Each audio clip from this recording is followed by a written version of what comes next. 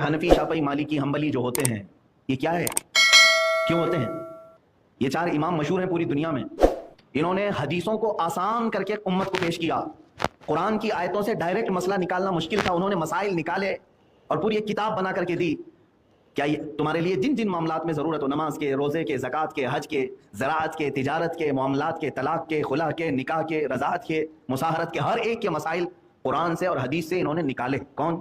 یہ اماموں نے، امام اعظم ابو حنیفہ، امام شافعی. گویا کہ آسان کر کے امت کو دیا.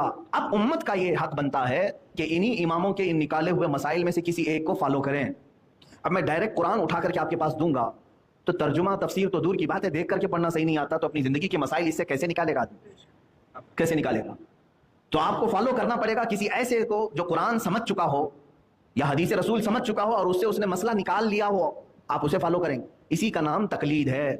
علم والے آپ ان کی بات نہیں مانتے، ہم کہ باقی تین امام اتنے علم والے آپ ان کی کیوں نہیں مانتے؟ آپ ایک کی مان رہے، آپ باقی تین کی کیوں نہیں مان رہے؟ ان کے پاس علم نہیں تھا، ان کے پاس قرآن و سنت کی معلومات نہیں تھی، وہ امام مجتہد نہیں تھے، ان کی کیوں نہیں مانتے آپ؟ بولے ایک ہی کی ماننا پڑے گا. پھر ٹھیک ہے، ہمارا بھی یہی اصول ہے، ایک ہی کی ماننا پڑے گا. پھر جس کا کلمہ پڑے اسی کی مان کے چلو نا. جب ایک ہی کے ماننا ہے تو انتخاب کس کا کیا جائے؟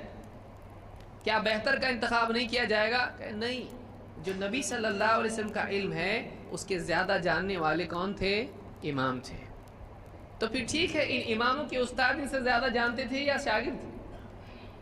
کہ نہیں، ان کے استاد کا جو علم تھا وہ علم اور ان اماموں کا علم، ظاہر بات ہے دونوں مل کے زیادہ ہوا نا.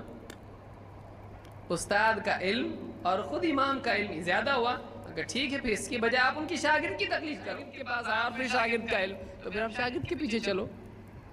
تو نہ اوپر جا سکتے نہ نیچے جا سکتے. آپ سوچو کہ ایک آدمی جب کہے کہ امام کی تقلید کرنا چاہیے، ہم کہتے نہیں، ہم قرآن و سنت کی پیروی کرتے ہیں. کہ نہیں، ان کو بہت کچھ معلوم تھا. جب کہا جائے ان کو اگر زیادہ معلوم تھا اور یہ کہتے ہیں کہ وہ دیکھیے نبی صلی اللہ علیہ وسلم کے زمانے سے کتنے قریب تھے، ان کو کتنا زیادہ معلوم تھا، ہم کہتے ٹھیک ہے پھر صحابہ کی مانو آپ. کہ نہیں، ان کے زمانے میں علم مدون ہوا. کیا معنی ہے اس کے؟ یہ ایسا ایک جملہ ہے جس کا کچھ مطلب نہیں، جس کا کچھ فائدہ نہیں ہے. بھائی صحابہ نے اگر ان کے زمانے میں، ائمہ کے زمانے میں علم اگر مدون ہوا ہے تو صحابہ کے زمانے میں کیا تھا؟ سب بکھرا ہوا تھا، ان کے سارے فتوے غلط ہیں. آج مصنف ابن ابی شیبہ میں اگر صحابہ کے فتوے ہیں، تابعین کے فتوے ہیں، ان اماموں سے بڑے اماموں کے فتوے ہیں، ان کے اساتذہ